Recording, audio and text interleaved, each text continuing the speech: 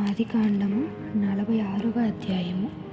అప్పుడు ఇశ్రాయేలు తనకు కలిగినదంతయు తీసుకొని ప్రయాణమై బెయేర్షెబాకు వచ్చి తన తండ్రి అయిన ఇస్సాకు దేవునికి బలులను అర్పించెను. అప్పుడు రాత్రి దర్శనముల యందు దేవుడు యాకోబు యాకోబు అని ఇశ్రాయేలును పిలిచెను. అందుకతడు చిత్తము ప్రభువా అనెను. ఆయన, నేనే దేవుడను, నీ తండ్రి దేవుడను.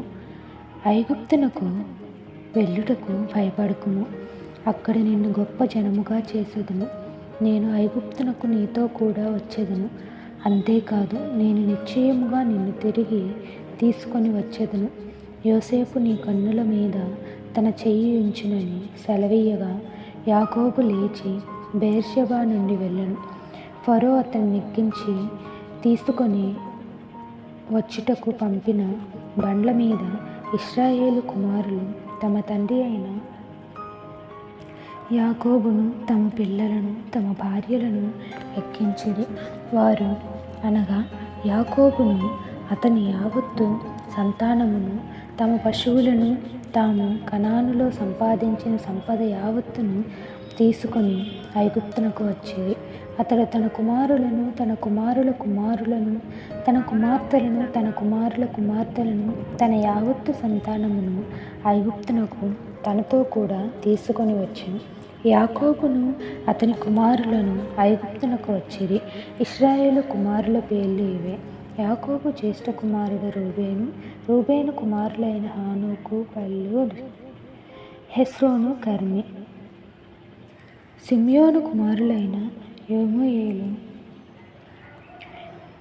యామీను, ఓహాదు, యాకీను, సోహారు. కనానీయురాలైన కుమారుడైన షావూలు.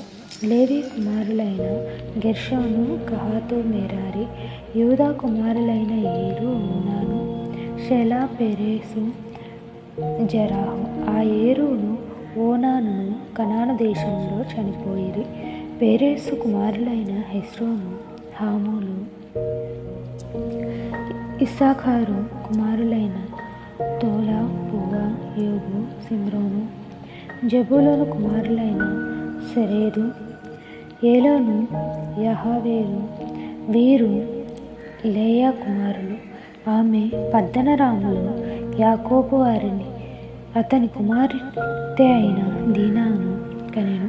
అతని కుమారులను, తన కుమార్తెలను అందరూ 33. వారు కుమారులైన షిప్యోను, హగ్గీ, షూని, ఎస్బోను, ఏరి, ఆరోదు, అరేలు. ఆషేరు కుమారులైన ఇమ్నా, ఇష్వి, బెరియా. వారి సహోదరి అయిన సెరాహు. ఆ బెరియా కుమారులైన హేబెరు, మిల్కీయేలు. లాబాను తన కుమార్తె అయిన లేయా ఇచ్చిన చిల్పా కుమారులు వీరే. ఆమె ఈ 16 మందిని యాకోబునకు కనెను. యాకోబు భార్య అయిన రాహేలు కుమారులైన యోసేపు, బెన్యామీను. యోసేపునకు మనస్సే, ఎఫ్రాయిము పుట్టిరి. వారు ఐగుప్తు దేశమందు ఓనాకు యాజకుడగు పోతీఫరు కుమార్తె అయిన అసేనతో అతనికి కనెను. బెన్యామీను కుమారులైన బెలా, బేకెరు, అష్బేలు, గెరా, నయమాను, ఏహీరోషు, ముప్పీము, హుస్పీము, ఆర్దు. యాకోబునకు రాహేలు కన్న కుమారులకు వీరందరూ 14. దాను కుమారుడైన హూసీము, నప్తాలి కుమారుడైన యహజెయేలు, గూని, ఏసెరు, సిల్లేము. లాబాను తన కుమార్తె అయిన రాహేలునకు ఇచ్చిన బిల్హా కుమారులు వీరు. ఆమె వారిని యాకోబునకు కనెను. వారందరూ 7. యాకోబు కోడండ్రును వినాయించి అతని గర్భవాసమున పుట్టిన యాకోబుతో ఐగుప్తునకు వచ్చిన వారందరూ 66. ఐగుప్తులో అతనికి పుట్టిన యోసేపు కుమారులిద్దరు. ఐగుప్తునకు వచ్చిన యాకోబు కుటుంబపు వారందరూ 70 మంది. అతడు గోషెనుకు త్రోవ చూపుటకు యోసేపు నద్దకు తమకు ముందుగా యూదాను పంపెను. వారు గోషెను దేశమునకు రాగా యోసేపు తన రథము సిద్ధం చేయించి తన తండ్రి అయిన ఇశ్రాయేలును ఎదుర్కొనుటకు గోషేనుకు వెళ్ళి అతనికి కనబడెను. అప్పుడు అతని మెడ మీద పడి అతని మెడ పట్టుకొని ఎంతో ఏడ్చెను. అప్పుడు ఇశ్రాయేలు యోసేపుతో, నీవింకా బ్రతికి ఉన్నావు, నీ ముఖము చూచితిని గనుక నేనికను చనిపోవుదునని చెప్పెను.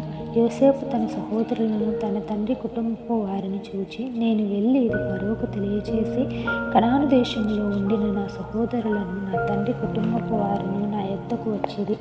ఆ మనుషుల పశువులు గలవారు, వారు గొర్రెల కాపరులు. వారు తమ గొర్రెలను పశువులను తమకు కలిగినదంతయు తీసుకొని వచ్చిరని అతనితో చెప్పెదను. గొర్రెల కాపరి అయిన ప్రతివాడు ఐగుప్తునకు హేయుడు గనుక ఫరో మిమ్మును పిలిపించి, మీ వృత్తి ఏమిటని అడిగిన ఎడల మీరు గోషేను దేశమందు కాపురముండునట్లు మా చిన్నతనము నుండి ఇది వరకు నీ దాసులమైన మేమును మా పూర్వీకులను పశువుల గల వారమని ఉన్నామని ఉత్తరమియుడని చెప్పెను.